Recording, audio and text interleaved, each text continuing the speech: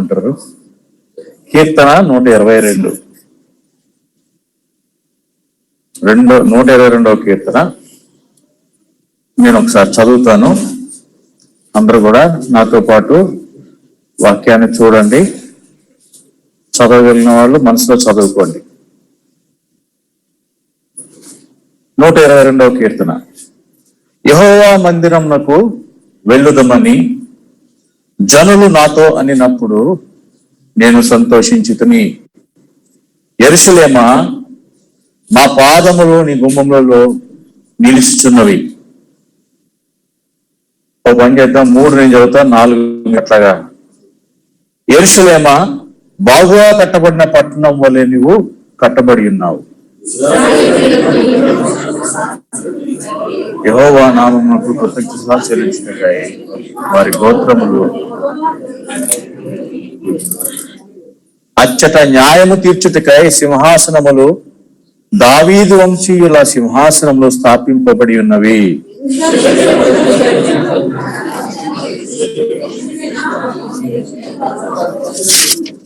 నీ ప్రాకారములలో నెమ్మది కలుగును గాక, నీ నగరులలో క్షేమముండును గాక.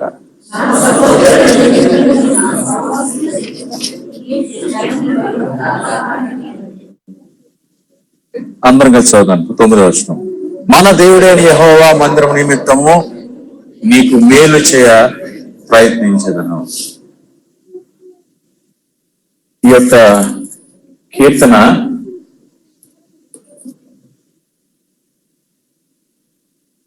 120 నుంచి 134 వరకు ఒక 15 కీర్తనలు ఉన్నాయి. వాటిని ఏమంటారు తెలుసు కదా? యాత్ర కీర్తనలు. ఈ 4వ పుస్తకం, కీర్తన 4వ పుస్తకం అనేది ఎప్పుడు సమకూర్చబడింది అంటే, చూడాలి, ఇంతకుముందు చెప్పినట్టు ఈ విషయం. కీర్తనల మొత్తం 150 కీర్తనలు 5 భాగాలుగా విభజింపబడ్డాయి. అందులో 4వ భాగం ఎప్పుడు సమకూర్చబడింది అంటే కంపోజ్ చేయబడింది. ఎప్పుడో రాశారు కానీ వాటన్నిటినీ ఒక లైన్ గా కంపోజ్ చేసింది, లేకపోతే క్రోడీకరించి ఒక బుక్ లాగా తయారు చేసింది ఎప్పుడు అంటే, ఇశ్రాయేలు ఆ యొక్క చెరలో ఉంది, ఆ బబులోని చెరలో నుంచి బయటికి వచ్చిన తర్వాత, పార్షిక రాజు వాళ్ళని వదిలిపెట్టిన తర్వాత, వెళ్ళండి మీరు యెరూషలేముకి వెళ్ళండి అనుకున్నప్పుడు, ఆ టైంలో జస్ట్ ఆ పీరియడ్ లో ఈ యొక్క పుస్తకం, ఈ యొక్క కీర్తన 4వ గ్రంథం, అది చూడండి 108 కీర్తన 107 పైన ఉంది. పంచమ స్కందం. ఆ 2వ వచనం చూడండి, ఏముంది?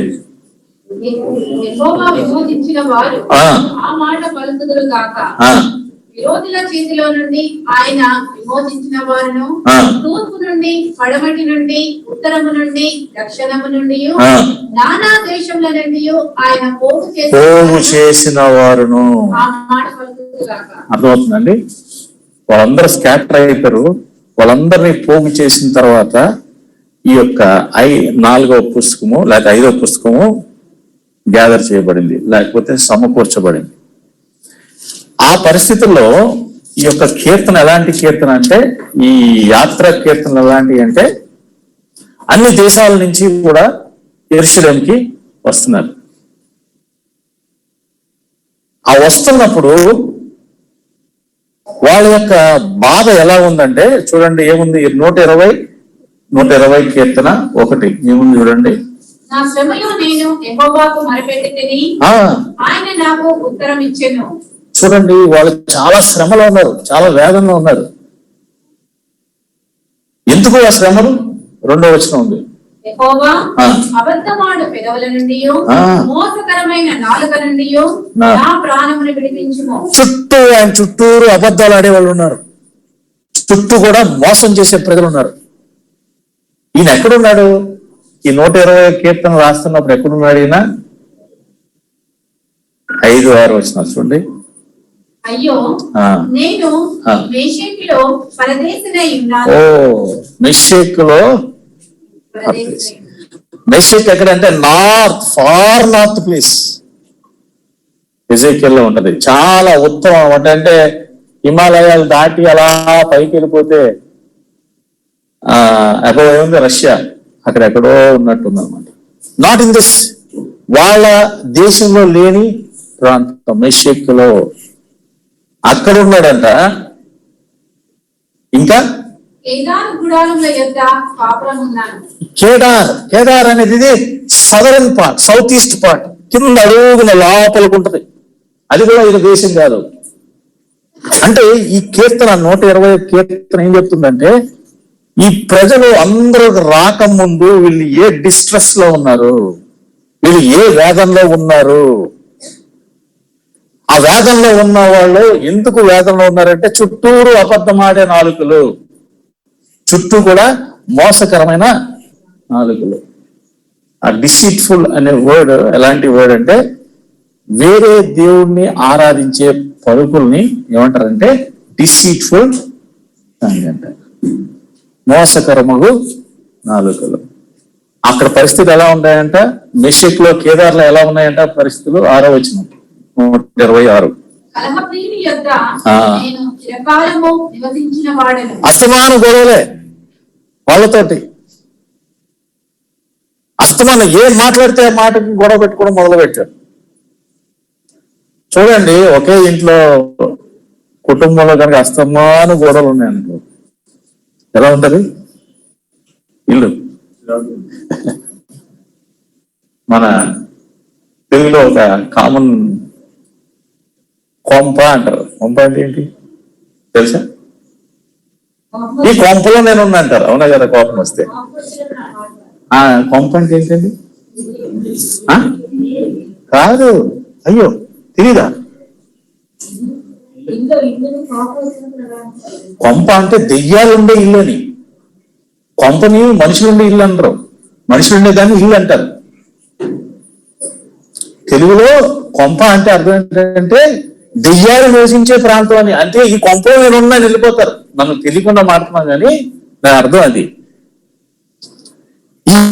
ఈ వ్యక్తి ఎలా ఉన్నాడంట, మన కొంపలో ఉన్నట్టు ఆ డిస్ట్రెస్ లో ఉన్నాడు.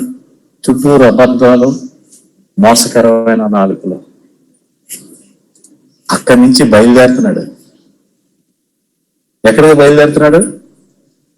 121వ వచనం, 121వ కీర్తన ఏముంది? కొండల తట్టు నా కన్నులు ఎత్తుచున్నాను. ఇలాంటి పరిస్థితుల్లో నేను ఎక్కడికి వస్తున్నాను? కొండల తట్టు నా కన్నులెత్తు, నాకు సహాయము. నాకు సహాయం ఎక్కడి నుంచి వచ్చిందంట? భూమి ఆకాశములు సృజించిన యెహోవా వల్లనే. అప్పుడు ఆ చుట్టుపక్కల ఉన్న వాళ్ళందరూ ఏమంటున్నారంటే ఇన్ని ఏమంటున్నారు చూడండి. ఓ నువ్వు యెరూషలేముకి వెళ్తున్నావా? వెళ్ళు, ఆయన నీ పాదము తొట్టిల్లేడు, నిన్ను కాపాడేవాడు కొనుకడు, నీ క్షేమంగా నీ ప్రయాణం ఉండను గాక. తన ఇంట్లో వాళ్ళు లేకపోతే చుట్టూ అక్కడ ఉన్న సహోదరులు కొంతమంది వచ్చారు, అందరు రాలే యెరూషలేముకి వచ్చిన వాళ్ళు. సో వాళ్ళు క్షేమం చెప్తున్నారు, కొంతమంది పీస్ చెప్తున్నారు, చుట్టుపక్కల వాళ్ళందరూ అబద్ధాలతో ఉన్నారు. ఆ పీస్ చెప్పిన వాళ్ళు ఆశీర్వదించి పంపించారు. పంపించిన తర్వాత వీళ్ళు మొత్తానికి చాలా భయంకరమైన ఆ యొక్క ట్రావెలింగ్, అదంతా ఆ రోజుల్లో ఆ ట్రావెలింగ్ ఎలా ఉండేది ఇది చూడండి. ఇంతకుముందు కూడా మన బాంబే రూట్ ఇక్కడ లింగంపల్లి అటు వెళ్తుంటే ఏదైతే సెంట్రల్ యూనివర్సిటీ దగ్గర నుంచి వెళ్తుంటే బందిపోటు దొంగలు ఇప్పుడు కూర్చునేవారు. వెళ్తుంటే ఎవడన్నా సింగిల్ గా వెళ్తుంటే వాడి పని అయిపోయింది, వాడిని కొట్టి వాడి దగ్గర డబ్బులు లాక్కొని హాఫ్ డెడ్, ఎలాగైతే సమరైన కథలో కొట్టి సగం చచ్చిపోయిన అలా వదిలేసేవారు. ఎప్పుడు 40 సంవత్సరాల క్రితం నేను చెప్పాను, 30-40 సంవత్సరాల క్రితం. ఇంకా ఆ రోజుల్లో చూడండి, దాదాపు 3000 సంవత్సరాల టైంలో ఇంకెంత భయంకరమైన పరిస్థితులు ఉంటాయి. ఎక్కడ? యెరూషలేంకి వెళ్తున్నప్పుడు. సో వాళ్ళు క్షేమంగా ఎక్కడికి వచ్చారు? ఇశ్రాయేల్ కాపాడేవాడు ఉనికోడు, నీ ప్రయాణం క్షేమంగా కలుగుగాక అని చెప్పారు. చివరికి వాళ్ళు క్షేమంగా, అందుకే ఏమన్నాడు లాస్ట్ లో చూడండి 21లో, నీ రాకపోకలు యందు యెహోవా నిన్ను. అయిపోయింది, చివరికి ట్రావెలింగ్ అయిపోయింది. ఎక్కడికి వచ్చారంటే జస్ట్ సిటీ అవుట్స్కట్స్ లోకి వచ్చారు. ఏ సిటీకి? యెరూషలేం యొక్క సిటీ అవుట్స్కట్స్ లోకి వచ్చారు. చూస్తానే ఇంతవరకు పడిన కష్టం, ఇంతవరకు పడిన మోసకరమైన మాటల యొక్క డిస్ట్రెస్, అబద్ధమాడే పెదవుల యొక్క అంతా కూడా ఎగిరిపోయింది, గాలి ఎగిరిపోయింది. చూడండి మన దాంట్లో కూడా ఉంటుంది, బైబిల్లో ఏముంటది? తల్లి పిల్లల్ని కనేటప్పుడు ఎంతో ప్రసవేదంతో కంటాలి. ఒక్కసారి పిల్లోడు పుట్టిన తర్వాత ఆ పిల్లని చూసుకున్నాక అసలు ప్రసవేదన అనేదే అసలు గుర్తురాదు. అట్లాగా ఈ వేదన, ఈ యొక్క డిస్ట్రెస్, ఈ మోసకరమైన నాలుకల యొక్క ప్రభావం అంతా కూడా దూరం నుంచి ఆ సిటీని చూస్తేనే వీళ్ళకి ఇరిపోయింది, మొత్తం మాయమైంది. అందుకే మొదటి మాట ఏమన్నాడు? యెహోవా మందిరమునకు వెళుదామని జనులు నాతో అనినప్పుడు నేను సంతోషించితిని. ఆ సిటీని చూసి అరుస్తున్నాడు, ఓ నీ దగ్గరకు వద్దాం అనుకోని జనాలు అన్నప్పుడే నేను ఎంతో సంతోషించాను. సి అంటే వీ నీడ్ టు ఎంటర్. మనము వాళ్ళు ఏ పరిస్థితిలో ఈ మాటలు పలుకుతున్నారో ఆ పరిస్థితిని మనం అర్థం చేసుకుంటే ఆ మాటల యొక్క ప్రభావం మనకు కూడా అర్థం. ఈ రోజున చాలా ఈజీగా దేవుని మందిరానికి ఆదివారం కదా వచ్చేస్తున్నాం, లేకపోతే బుధవారం కదా వచ్చేస్తున్నాం, లేకపోతే బైబిల్ స్టడీ కదా. ఈ ప్రెషస్నెస్ లేకపోతే ఈ యొక్క విలువ కలిగిన మనస్తత్వంతో ప్రభు దగ్గరికి మనం రాలేకపోతాం. కానీ ఆ రోజుల్లో వాళ్ళు ఎలా వచ్చేవారు? దూరం నుంచి చూస్తానే, అబ్బా లెట్ us గో, యెహోవా మందిరంకు వెళుదామని జనులు నాతో అనినప్పుడు నేను సంతోషించాను. అట్లాంటి ఆనందంతో ఆ యెరూషలేము యొక్క గుమ్మాల దగ్గర, అంటే గేట్స్ బయట, ఇంకా లోపలికి ఎంటర్ అవ్వలే, ఏమన్నారు? యెరూషలేమా, మా పాదములు నీ గుమ్మములలో నిలుచుచున్నవి. అంటే ఇంకా ఎంటర్ అవుతున్నాం, నీ దగ్గరికి వస్తున్నాం. ఓ యెరూషలేమా, వాళ్ళకి ఇంకా తన్మయం అయిపోయారు అనమాట ఆ యెరూషలేం చూస్తాను. నీ ఇక్కడ వర్డ్ మాట, మా పాదములు నీ గుమ్మములలో నిలుచున్నాయి. అంతకుముందు 121 కీర్తనలో ఏముంటది? నీ పాదములు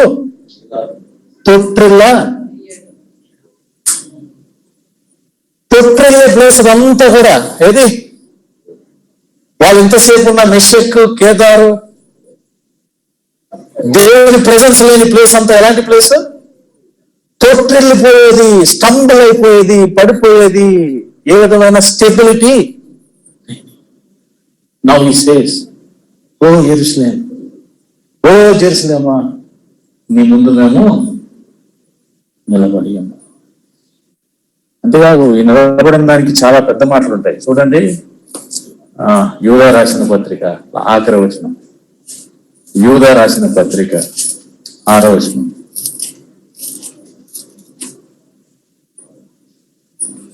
మరియు అమ్మా యూదా రాసిన పత్రిక ఆఖరి వచనం. తొట్టిల్లకుండా మిమ్మును కాపాడుటకును నిలబెట్టుటకు. గుర్తుపెట్టుకోండి, ఇక్కడ నిలబడడం అంటే ఏంటంటే దేవుని దృష్టిలో ఏ విధమైన దోషం లేకుండా నిర్దోషులుగా నిలబడడం. అంటే అర్థం ఏంటంటే ఈ మాట ఏం చెప్తుందంటే ఆ కమ్యూనిటీ ఏది, ఆ ఎగ్జైల్స్ లేకపోతే వాడిగా తెలుగులో చెరపట్టబడిన వాళ్ళ యొక్క లాంగ్వేజ్ లో ఈ మాట ఏంటంటే చెర పట్టబడ్డం అంటే అంతా కూడా దేవుని యొక్క శాపాన్ని అనుభవిస్తున్నట్టు లెక్క. దేవుడు ద్వితీయోపదేశ కాండం 27, 28, 29, 30 చదివితే, మీరు కనుక ఈ యొక్క ఆజ్ఞలు నెరవేర్చకపోతే నేను ఇక్కడి నుంచి ఇసేస్తాను బయటికి, నీకు ఈ ల్యాండ్ ఇవ్వను, నీకు లాంగ్వేజ్ తెలియని ప్రదేశాలు దోషపడేస్తాను మిమ్మల్ని, అదే నా యొక్క శాపం అంటాడు. మళ్ళీ మీరు కనుక పశ్చాత్తాపడితే మళ్ళీ అప్పుడు మిమ్మల్ని మళ్ళీ ఇక్కడికి తీసుకొస్తాను.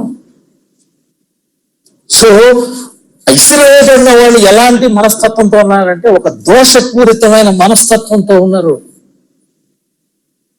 తొట్టిల్లిపోయే మనస్తత్వంతో ఉన్నారు. అయ్యో నేను నిలబడట్లేదు. బట్ ఎప్పుడైతే వాళ్ళకి ఇక్కడికి వచ్చే అవకాశం వచ్చిందో, వాళ్ళు యెరూషలేము దగ్గరికి వచ్చారో, వాళ్ళ మనస్తత్వం ఏమైంది? దేవుడు మమ్మల్ని ఏం చేశాడు? మమ్మల్ని క్షమించాడు. మా యొక్క పాప భారం అంతా, ఏ పాపంతో అయితే మేము ఇసురు వేయబడ్డామో ఆ పాప భారం అంతా మా దగ్గర నుంచి తీసేశాడు. మా యొక్క పాప భారాన్ని దొర్లించేశాడు. మమ్మల్ని తీసుకొచ్చి ఆయన గుమ్మం దగ్గర నించో. సో అందుకే అంటున్నారు, ఆయన రాసి ఆయన ఏమంటున్నాడు? యెరూషలేమా, మా పాదములు నీ గుమ్మంలో వీఆర్ ఏబుల్ టు స్టాండ్. ఆ తర్వాత 3వ వచనం చూడండి ఏమంటాడు? యెరూషలేమా, బాగుగా కట్టబడిన పట్టణము వలె నీవు కట్టబడి ఉన్నావు. చూడండి, ఈ యెరూషలేము అనేది ఇజ్రాయెల్ కట్టిన సిటీ కాదు. యెరూషలేము అనేది ఆల్రెడీ జెబూసైట్స్ లేకపోతే యెబూసీలో ఉన్న ప్రాంతం. అది యెరూషలేం ఈజ్ ఎ ప్లేస్, అంటే అది ఎలాంటి ప్లేస్ అంటే న్యాచురల్ గానే ఒక ప్రొటెక్షన్ ఉన్న ప్రాంతం. చూడండి 125 కీర్తన 2వ వచనంలో ఏముంటది? యెరూషలేము చుట్టూ పర్వతములు ఉన్నట్లు యెహోవా ఇది మొదలుకొని నిత్యము తన ప్రజల చుట్టూ ఉండెను. అర్థమవుతుందా? It's a naturally protected secure city. అందుకే జెబూసైట్స్ లేకపోతే దావీదు ఆ పట్టణాన్ని విన్ కాకముందు యెబూసీలు అక్కడ ఉండేవారు. యెబూసీలు చాలా బలవంతులు. వాళ్ళు అంటారు, ఓ దావీదా, నువ్వు వస్తే మా దగ్గర ఉన్న కుంటోడు గుడ్డోడు నిన్ను తరిమేస్తారు అంటే అర్థం ఏంటి? We're so protected. మా దగ్గర ఉన్న వీకెస్ట్ పర్సన్, మా దగ్గర ఉన్న బలహీనుడు, అతి బలహీనుడు మిమ్మల్ని ఏం చేస్తాడు? మిమ్మల్ని లోపల రానికుండా చేయగలడు. అంత సెక్యూర్ ప్లేస్ మాది అని యెబూసీలు అంటారు.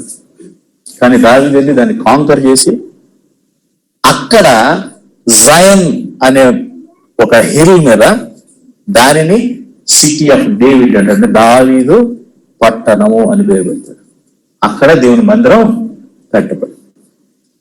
సో ఈ యెరూషలేము ఒకసారి దాని యొక్క జియోగ్రఫీ చూసి ఈ యొక్క పిల్గ్రిమేజ్ నుంచి వచ్చిన ఆయన ఏమంటాడంటే, యెరూషలేమా, బాగుగా కట్టబడిన పట్టణము వల్లే నీవు అంటే అర్థం ఏంటంటే ఎక్కడ బ్రీచెస్ లేవు.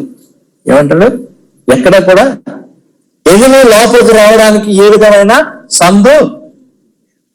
ఈ మాట బాగుగా కట్టబడిన మాట యాక్చువల్లీ చెప్పాలంటే నిర్గమకాండంలో మోషేకి దేవుడు చెప్తాడు. ఏమంటాడంటే, నువ్వు టెంట్ వేసేటప్పుడు ఆ టెంట్ ఈ టెంట్ ని కలిపి కప్పలింగ్ వేసి కట్టు, ఎక్కడ ఓడిపోకుండా రెండు కలిసి ఉండాల్సమా అంటాడు. అది 36:10 తర్వాత చదువుకొచ్చినారు నిర్గమకాండం 36వ అధ్యాయం. ఆ మాట ఈ మాట ఒకలాంటి మాటలు అన్నమాట. అంటే అర్థం ఏంటంటే ఏ విధమైన బ్రీచ్ అంటే అర్థం ఏంటి? శత్రువు లోపలికి రాకుండా ఈ మోసకరమైన నాలుకలు కానీ, ఈ డిస్ట్రెస్ కానీ,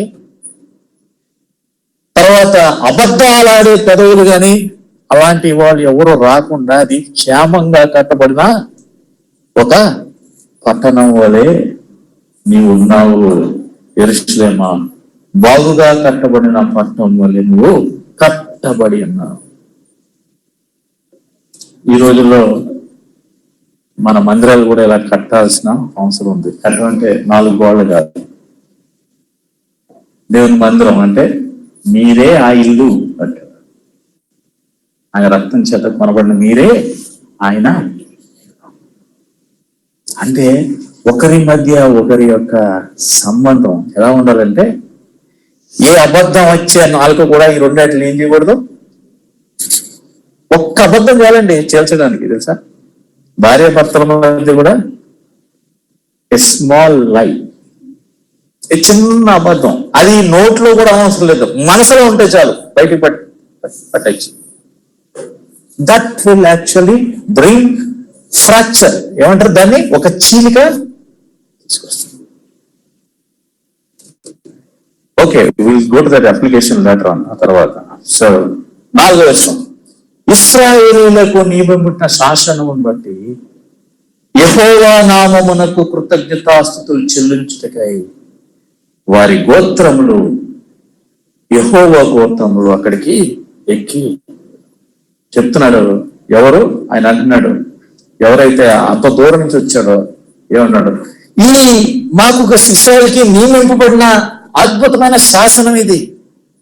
మామూలుగా శాసనం అంటే ఎలా ఉంటుందంటే, ఇష్టం ఉన్నా లేకపోయినా దాన్ని ఏం చేయాలా? పాటించాలి. ఇక్కడ వీళ్ళ శాసనం అని మాట్లాడుతున్నారు కానీ ఇష్టమైన శాసనంలో మాట్లాడట్లేదు. ఎలా మాట్లాడుతున్నారు?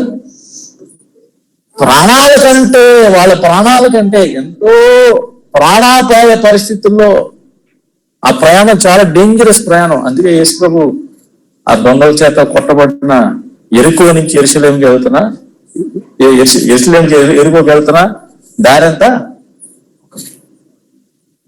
ఆ ప్రాణాపాయ దానిని వాళ్ళు ట్రెక్ చేసుకుంటూ, లేకపోతే దాన్ని ఎదుర్కొంటూ ఇక్కడికి వచ్చారు అంటే ఎట్లాంటి శాసనం అండి అది? వాళ్ళు ప్రేమతో లోబడే శాసనం. వాళ్ళు చాలా ఇష్టమైన శాసనం ఏంటంటే ఇదే. నా చిన్నప్పుడు హెబ్రోన్లో హోలీ కమ్యూనికేషన్ జరిగేది. అంటే జస్ట్ అది ఎక్కువ చేయట్లేదు నేను, పరిశుద్ధ సమాజ గురుకులని ఓ 3 నెలల క్రితమే దానికి రిజర్వేషన్ చేయించుకునేవాళ్ళు. చేయించుకుని ఎప్పుడు వస్తారా అని నవంబర్లో జరిగే చలికాలం. ఎందుకంటే మేము కాకినాడ నుంచి వస్తే మా డాడీ అస్సాం నుంచి ఒకసారి, పూనా నుంచి ఒకసారి, ఆ ప్రాంతాల నుంచి డాడీ మేము అందరూ ఒక దగ్గర కలుసుకునేవాళ్ళం. అంతేకాదు డాడీతో పాటు ఉన్న అంకుల్ నెవర్ సాయి తొలికానికి కదా,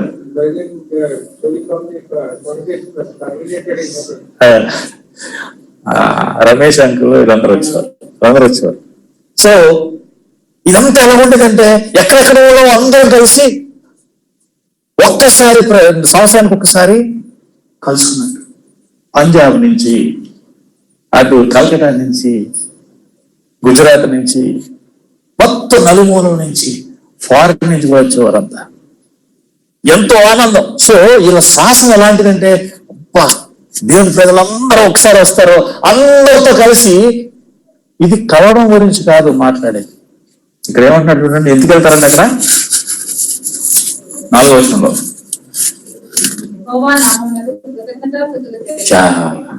వాళ్ళు వెళ్ళేది ఎందుకంటే వీళ్ళందరూ కలిసి ఏదో ఒక సోషల్ గ్యాదరింగ్ కాదు.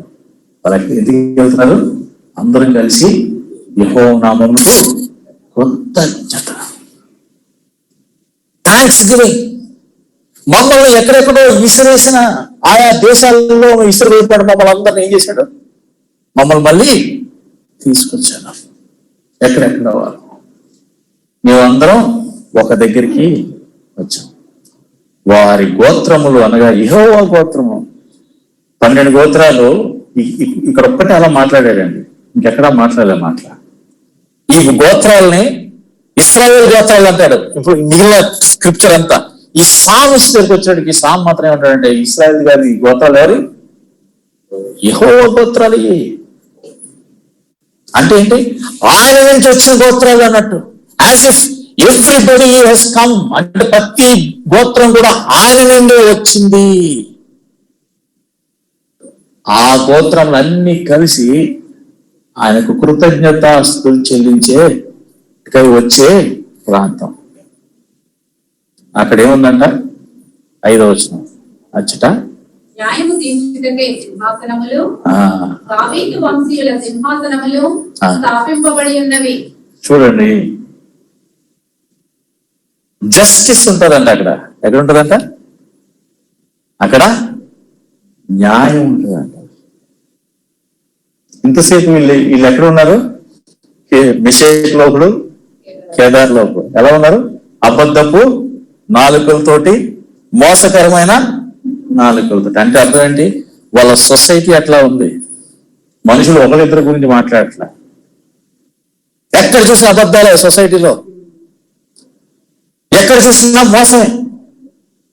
అట్లాంటి సొసైటీలో ఉన్న వాడికి ఒక్కసారి యెరూషలేము దగ్గరికి వస్తే అక్కడ ఏం గుర్తొచ్చిందంటే దావీదు యొక్క సింహాసనాలు. ఏం సింహాసనాలు అవి?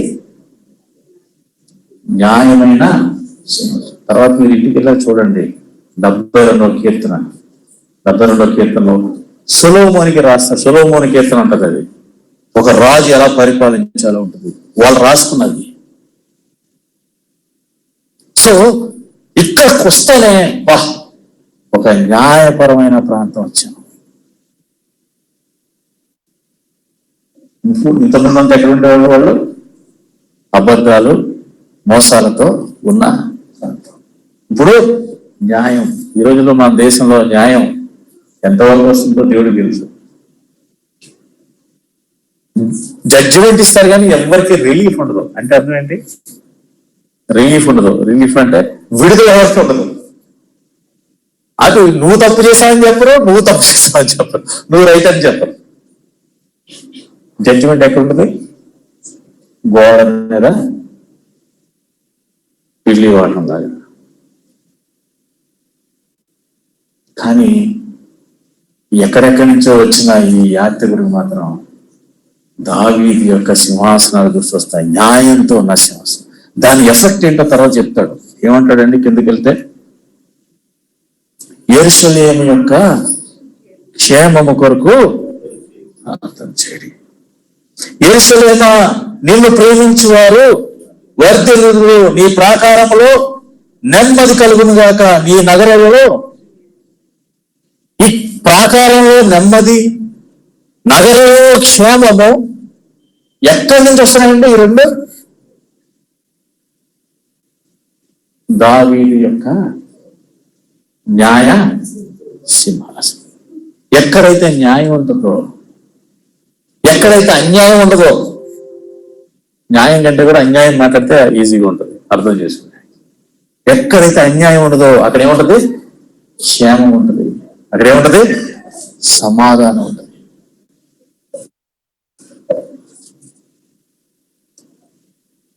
ఒక్కొక్కసారి ప్రజల్లో ఈ యెరూషలేములోనే అంటే వీళ్ళ యొక్క విజన్ అంత గొప్పది. యెరూషలేము గురించిన దర్శనము చాలా అంత గొప్పది.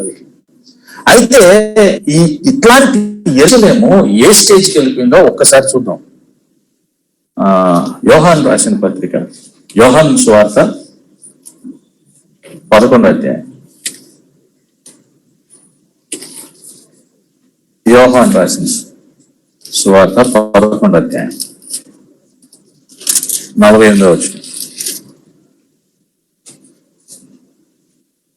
మనం ఆయనను ఈలాగ చూచుచు ఊరుకుండిన ఎడల అందరూ ఆయన యందు విశ్వాసముంచెదరు. అప్పుడు రోమీయులు వచ్చి మన స్థలమును మన జనమును ఆక్రమించుకుందరని చెప్పిరి. చూసారండి? ఇందుకు ఇక్కడ ఏంటంటే లాజరస్ ని యేసు వారు మరణం నుంచి పైకి రైజ్ చేస్తారు. 4వ దినాన్ని ఏం చేశారు? లాజరస్ ని. ఈ యొక్క మిరాకిల్, ఈ అద్భుతం ఏమైపోయిందంటే మొత్తం అందరికీ తెలిసిపోయింది. అందరికీ తెలిసిపోయి వాళ్ళు ఏమంటారంటే, అరే చాలా పెద్ద అద్భుతం చేసేసాడే, ప్రజలందరూ ఇతన్ని నమ్మేస్తారు. నమ్మితే ఏమవుతుంది? 47వ వచనం. కాబట్టి ప్రధాన యాజకులను, పరిసయ్యులను మహాసభను సమకూర్చి మనం ఏమి చేస్తున్నాం? ఇదంతా ఎక్కడ జరుగుతుందండి? ఇది ఎక్కడ జరుగుతుంది? యెరూషలేములో, బాగుగా కట్టబడిన పట్టణములో. ఎక్కడైతే సమాధానం విస్తరించును గాక, క్షేమము మీ సరిహద్దులో ఉండును గాక అని ప్రార్థన చేస్తూ వచ్చారో దాని పరిస్థితి ఎలా అయిపోయింది? ఒక అతను ఒక వ్యక్తిలాగా వచ్చిన యేసు ప్రభువుని వచ్చి ఆయన మరణించిన వాడిని తిరిగి లేకపోతే ఇతని వల్ల మనకి ఏం జరుగుతుందంట? ఈ మనుష్యుడు అనేకమైన సూచక్రియలు చేస్తున్నాడే. 47వ వచనం. మనం ఆయనను ఇలాగ చూచుచూ ఊరుకుండిన ఎడల అందరూ ఆయన యందు విశ్వాసం ఉంచెదరు. అప్పుడు రోమీయులు వచ్చి మన స్థలమును మన జనమును ఆక్రమించు. అంటే అర్థం ఏంటి? ఆల్రెడీ వాళ్ళు రోమ్ అండర్లోనే ఉన్నారు. యేసు ప్రభు సమయంలో అందరూ ఎవరి కింద ఉన్నారు? మన స్థలము అంటే ఇక్కడ ఏంటంటే టెంపుల్. మన స్థలాన్ని, మనకున్న రిలీజియస్ ఫ్రీడమ్ ని వాళ్ళు ఏం చేస్తారు? మన దగ్గర నుంచి లాగేసుకుంటారు. ఎందుకు? ఇక్కడ ఈయన నేను రాజు అని చెప్తున్నాడు. ఎవరు? యేసు ప్రభు ఏమంటున్నాడు? నువ్వు రాజువా అంటే అవును అంటున్నాడు. 5,000 మందికి భోజనం పెట్టాడు. ఆ రోజులు 5,000 మందికి భోజనం పెట్టే సత్త రాజులకి మీ కింగ్స్ కంటే ఈయన గొప్ప కింగ్ అన్నట్టు అక్కడంతా ఆయన యొక్క అద్భుతాలు చెప్తున్నాయి. మీ రాజులో ఎవడన్నా హెచ్చుకున్నాడు లోపగలడా? నేను లేపు చూపించాను. సో వాళ్ళ యొక్క భయం ఏంటంటే ప్రజలందరికీ కదా ఈయన వెనకాతలు వెళ్తే రోమీలు ఏం చేస్తారు? వాళ్ళకున్న ప్రాబ్లం ఏంటంటే ఏ ఒక్క మనిషి కొద్ది ఎగ్జాల్ట్ అయిన జనాల్లో వాడు రేపొద్దున రివోల్ట్ చేసే లీడర్ కింద తిరగబడతారు అని చెప్పి రోమీలు ఎక్కడ కూడా రివోల్ట్ రానియరు. అందుకోసం ఏం చేస్తారంటే ఇది గ్రహించిన ఈ పెద్దలు, ఈ మత పెద్దలు, యెరూషలేములో ఉన్న మత పెద్దలు బాగుగా కట్టబడిన యెరూషలేమా అని పొగుడుకుంటారు. వాళ్ళ పాటల్లో పొగుడుకుంటున్నారు. మనం కూడా పాటలో పొగుడుతుంటాం. అలాగే పాటల్లో పొగుడుకుంటున్న ఈ ప్రజల యొక్క మనస్తత్వం ఎలా చూడండి. ఏమంటున్నాడు? అప్పుడు రోమీయులు వచ్చి మన స్థలమును, ఈయన ఏమైనా అన్యాయం చేశాడా అండి? ఎవరైనా మోసం చేశాడా? చచ్చిపోయిన వాడిని తిరిగి ఏ స్టేజ్కి వెళ్ళిపోయానంటే చూడండి. అయితే వారిలో కయప అను ఒకడు ఆ సంవత్సరం ప్రధాన యాజకుడు అండి. మీకేమీ తెలియదు, మన జనమంతయు నశిప్పుకున్నట్లు ఒక మనుషుడు ప్రజల కొరకు చనిపోవుట మీకు ఉపయుక్తమని మీరు ఆలోచించుకున్నారు అని వారితో చెప్పిన. అంటే అర్థం ఏంటి? ఒరే బాబు, ఇలాగ వదిలేసామంటే రోమీలు వచ్చి మానవులందరినీ చంపేస్తారు. మనమంతా చచ్చిపోయే బదులు ఆ ఒక్కళ్ళే రోమీలకు అప్పచెప్పేసాం అనుకో, మనం అందరం ఏమవుతాం? సేమ్. సో మన నేషన్ అంతటి బదులు ఒక్కడో మరణిస్తే సరిపోద్ది.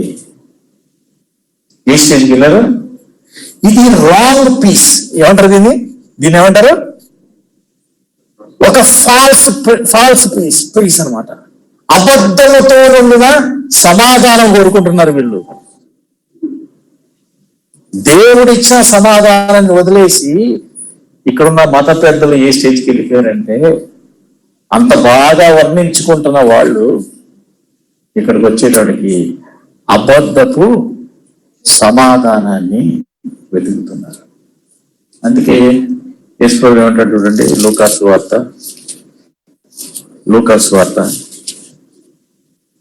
19వ అధ్యాయం. లూకాసు వార్త 19:41-44.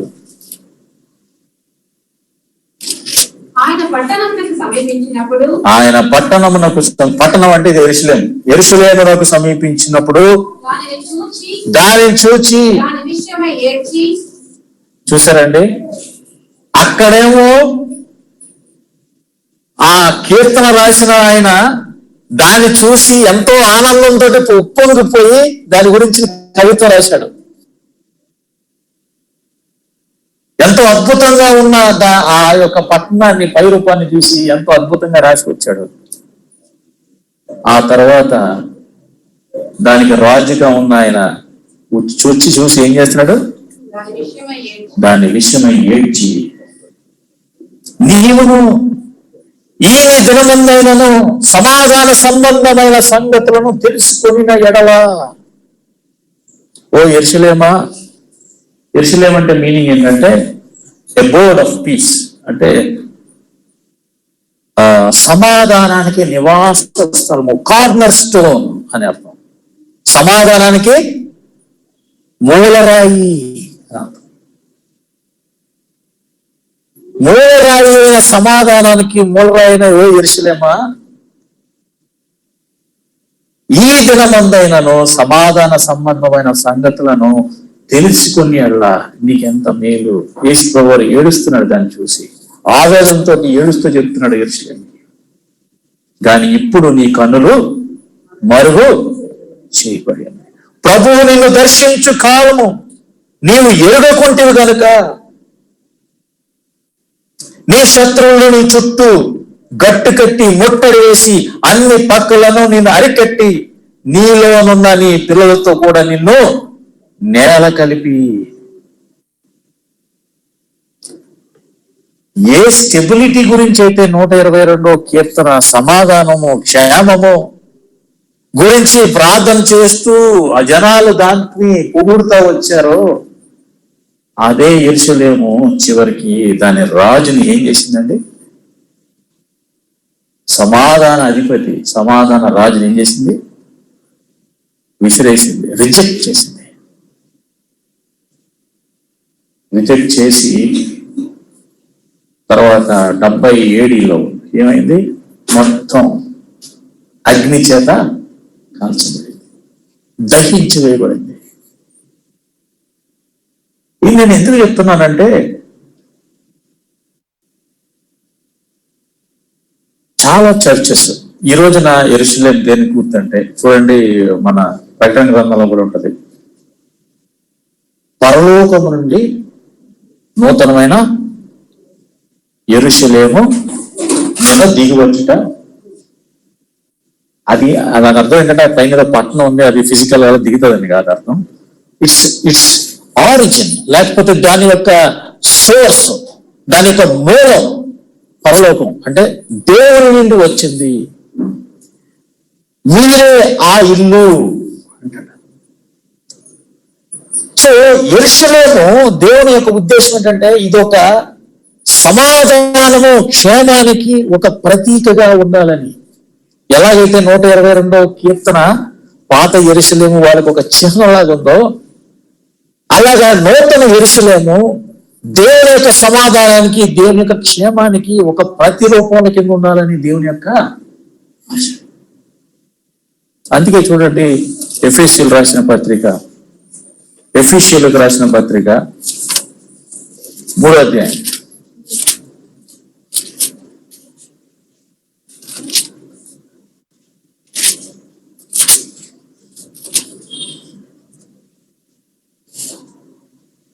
10వ వచనం, 8 నుంచి 10 ఉన్నది.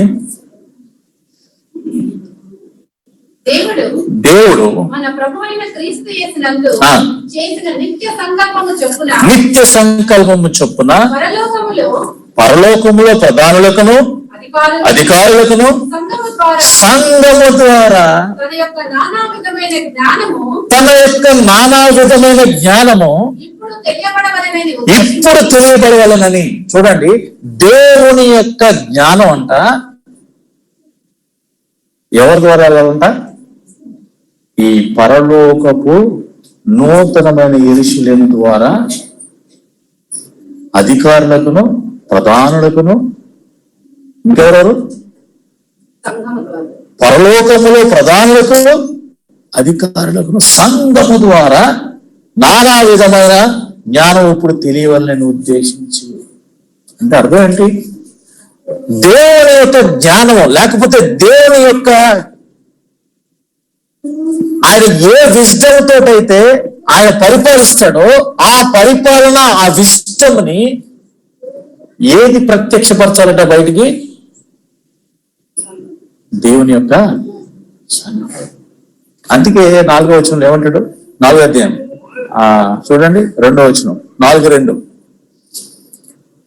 ఎఫెసీయులకు రాసిన పత్రిక 4వ అధ్యాయం 2వ వచనం. కాబట్టి మొదటి వచనం, మీరు సమాధానమును బంధము చేత ఆత్మ కలిగించు ఐక్యతను కాపాడుకుంటే ఎంతో శ్రద్ధ కలిగిన వారై ప్రేమతో ఒకరినొకరు, ద యూనిటీ అండ్ లవ్, ప్రేమ, సమాధానము, ఒకరి పట్ల ఆప్యాయత,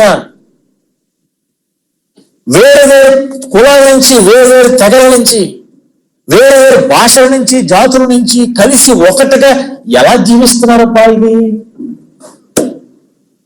ఒక భార్య భర్త కలిసి ఉండలేకపోతున్న డైవర్స్ ఈ రోజుల్లో డైవర్స్ చాలా ఎక్కువైపోయింది. చిన్న చిన్న గొడవలు divorce has become a fashion. Observe చేస్తారండి సొసైటీలో? ఇంతకుముందు డైవర్స్ చేసుకుంటే ఎలా ఉండేది? సిగ్గు. Very good. ఇప్పుడు ఏమైపోయింది తెలుసా అండి? నా ఫ్రీడమ్కి, నా ఇండిపెండెన్స్కి ఒక చిహ్నం. నేను ఫ్రీ, నన్ను ఏమనుకుంటున్నారు మీరు అని గర్వంగా చెప్పుకునే పరిస్థితి. ఇది దేవుని విషయం కాదు. దేవుని విషయం ఏంటంటే ప్రేమ అను సమాధానపరిచే బంధంతో ఐక్యంగా ఒకరికొకరు మనస్పర్ధలు పడవు, కానీ దేవుని దగ్గరికి వచ్చాడు ఒకటైపోతున్నారు. ఎలాగవుతున్నారబ్బా ఇది? ఇట్లాంటి నానా విధమైన జ్ఞానము సంఘము ద్వారా బయలుపరచాలని దేవుడు ఆ రోజుల్లో యెరూషలేమును కోరుకున్నాడు. ఏ యెరూషలేమా, నీ ద్వారా నా యొక్క జ్ఞానం ఏంటో చూపించాలా? చూడండి, ద్వితీయోపదేశకాండం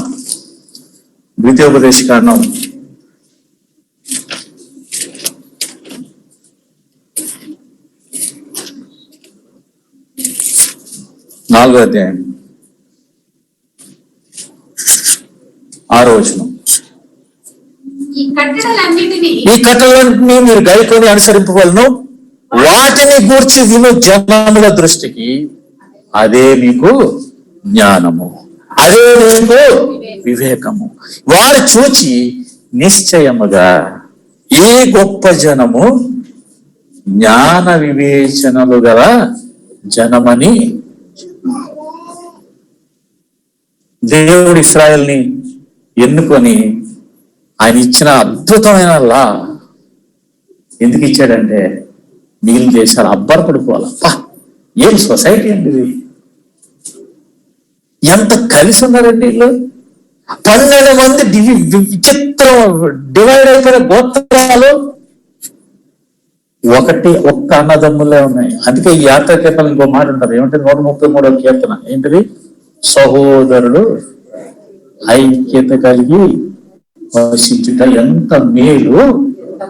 అది అహరోను గడ్డము పైనుంచి తలపైన వేయబడిన అహరోను ఇది తైలము వలె గడ్డం మీద నుంచి అంచీల వరకు కారుతున్న పరిమాణం. మీకు సంగతి తెలుసా? అహరోను కనుక వెళ్తుంటే ఆ ఏరియా అంతా కూడా సుగంధం, మంచి వాసన వచ్చేసేది. అరే దేవుడు ఒక శాసనం కూడా చెప్పాడు, ఆ యొక్క ఫ్రాంకిన్స్, ఆ యొక్క సెంట్ మళ్ళీ ఎవరో తయారు చేయడానికి వీల్లేదు దేశంలో. ఆహారం ఒక్కడి వేరే ఉండేది. ఆ ఆహారం వెళ్తుంటే ఆ సువాసన చుట్టుపక్కల ఎంత బాగుందండి సువాసన. సో ఆ కీర్తన రాసేవాడిని కూడా అన్నాడు, సహోదరుల ఐక్యత కలిగి ఉండుట. So the world should feel, yeah, this is the wisdom. ఇది జ్ఞానం అంటే, ఇది అంటే. ఇది ఇక్కడ కాదు, ఈ వివేచన ఎక్కడ ఉండాలా? పరలోకం నుంచి వచ్చిన వివేచన ఉండాలా. యాకోబు అంటాడు అందుకే. ఆ రోజు యెరూషలేము ఎన్నుకున్నాడు దేవుడు ఆయన విజయం ఏంటో చూపించడానికి. ఆ యెరూషలేము ఆయన ఏం చేసింది? సిలువకు ఆహుతం చేసింది, చంపేసింది. నచ్చదు దానికి. అందులో ప్రాణం పెట్టి నూతన నిరీక్షణ లేపాడు. వాళ్ళెవరు?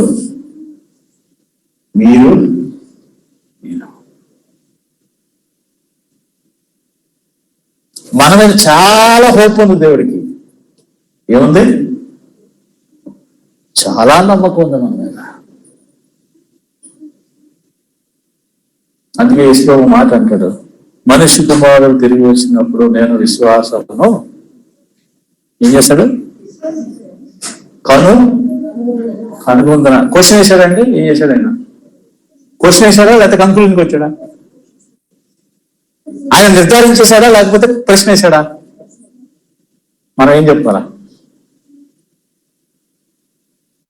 అవును ప్రభా, వచ్చినప్పుడు అక్కడ విశ్వాసం కంటే కూడా కరెక్ట్ వర్డ్ అంటే విశ్వాస్యత, ఫెయిత్ఫుల్నెస్. ఏంటది? నమ్మకత్వం. దేనికి నమ్మకత్వం? దేవుడిచ్చింది నీ సంఘం ద్వారా మొత్తం అంతటికి కూడా దేవుని యొక్క జ్ఞానం, నానా విధమైన జ్ఞానము మేనిఫెస్ట్ చేయాలని దేవుని యొక్క ఉద్దేశం. దానికి ఏం కావాలా? ప్రేమ, సమాధానమును. అందుకే కీర్తనకి వెళ్ళిపోదాం. ఇంకో కీర్తన, లాస్ట్ టైం క్లోజ్. కీర్తన 122 ఏమంటాడు చూడండి. నీ ప్రాకారములలో నెమ్మది కలుగునుగాక, నీ నగరులలో క్షేమముండునుగాక. ప్రాకారం వేరు, నగరులు వేరు. నగరులు అంటే టవర్స్, పెద్ద పెద్ద టవర్స్.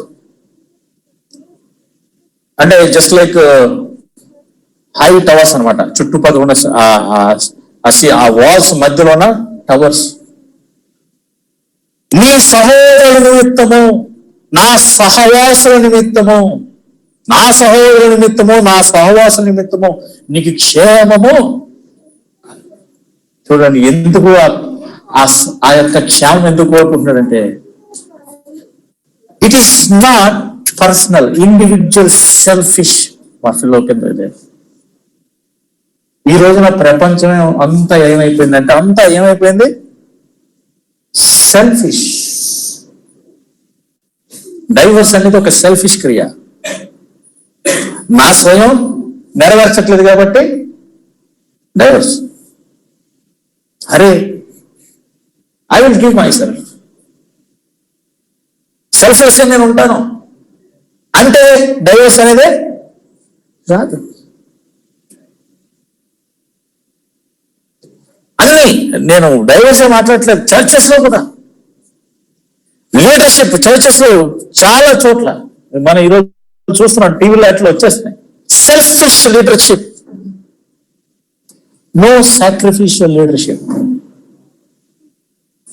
ఇక్కడ ఈయన ఏమంటాడంటే, నా సహోదరుడి నిమిత్తము, నా సహవాసం నిమిత్తము, నా గురించి అని అంటలే ఇక్కడ, నా సహోదరు నిమిత్తము, నా సహవాసం నిమిత్తము నీకు క్షేమము.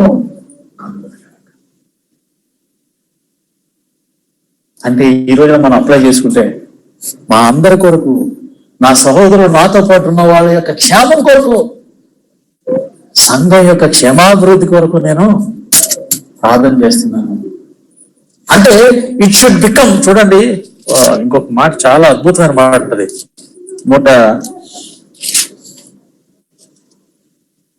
If I don't consider Jerusalem as my chiefest Joy, let my right hand అని ఉంటుంది చూడండి.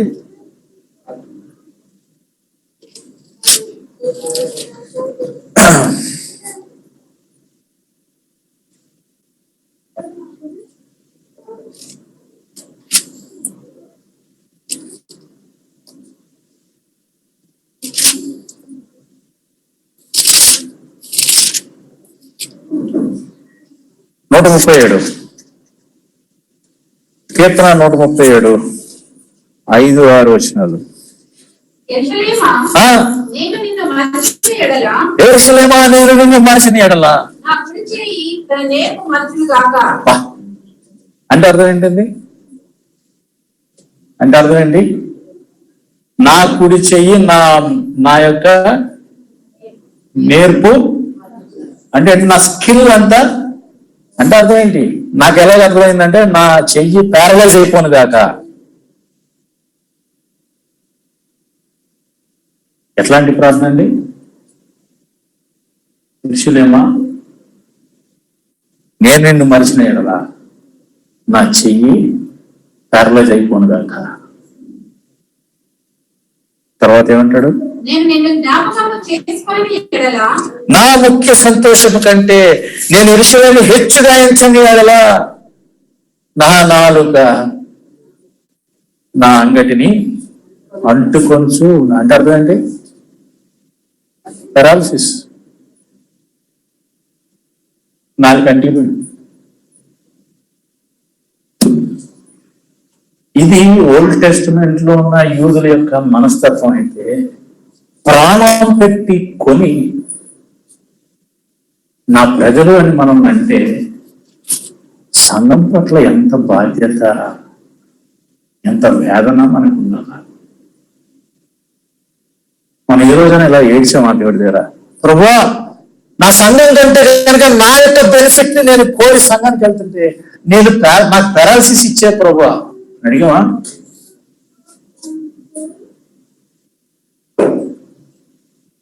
ఆయన వన్ గాడ్లీ మ్యాన్, ఆయన అలా ప్రేయర్ చేశాడు. బట్ ఈ did not get the paralysis. He is living strong at 86. I know. So God is throwing a challenge at us. How we look at God's building. దేవుని యొక్క మందిరము లేకపోతే దేవుని యొక్క సంఘము, దేవుడు స్వయంగా రక్తం ఇచ్చి కొనుక్కున్న ఆయన ప్రజలు, హౌ సీరియస్ వి ఆర్. మన యాటిట్యూడ్ ఎట్లా ఉంది దాని పట్ల? స్వయంతో కూడిగా ఉందా, లేక నా సహోదరు నిమిత్తము, నా సహవాసు నిమిత్తము నేను క్షేమాన్ని కోరుకుంటున్నాను. ఇంకొక మాట, ఐ క్లోజ్. మన దేవుడైన యెహోవా మందిరము నిమిత్తము నేను నీకు మేలు చేయ ఎప్పటికీ నా సాయశక్తుల, నా ప్రయత్నం, నా స్టామినా అంతా కూడా నీకు మేలు చేయడానికే ప్రయత్నిస్తా.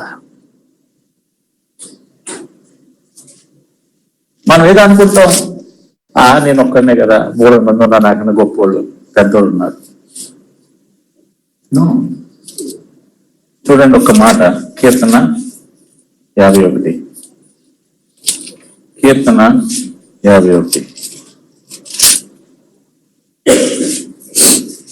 15వ 18వ. నీ కటాక్షము చొప్పున సీయోనుకు మేలు చేయము, యెరూషలేము యొక్క గోడలను కట్టించుము.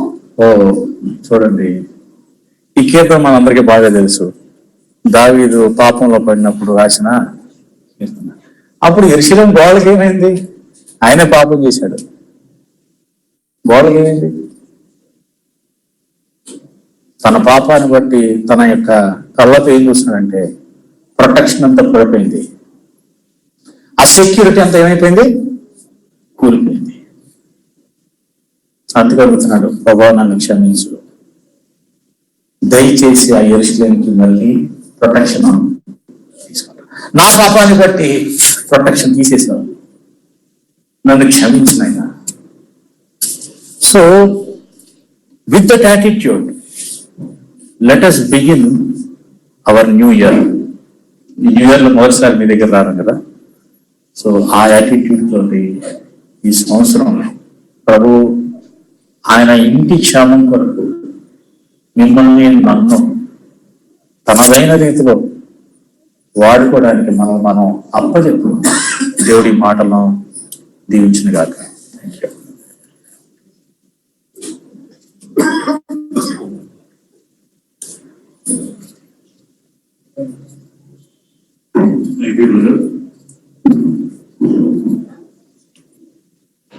ఇష్టపడిన వాక్యాన్ని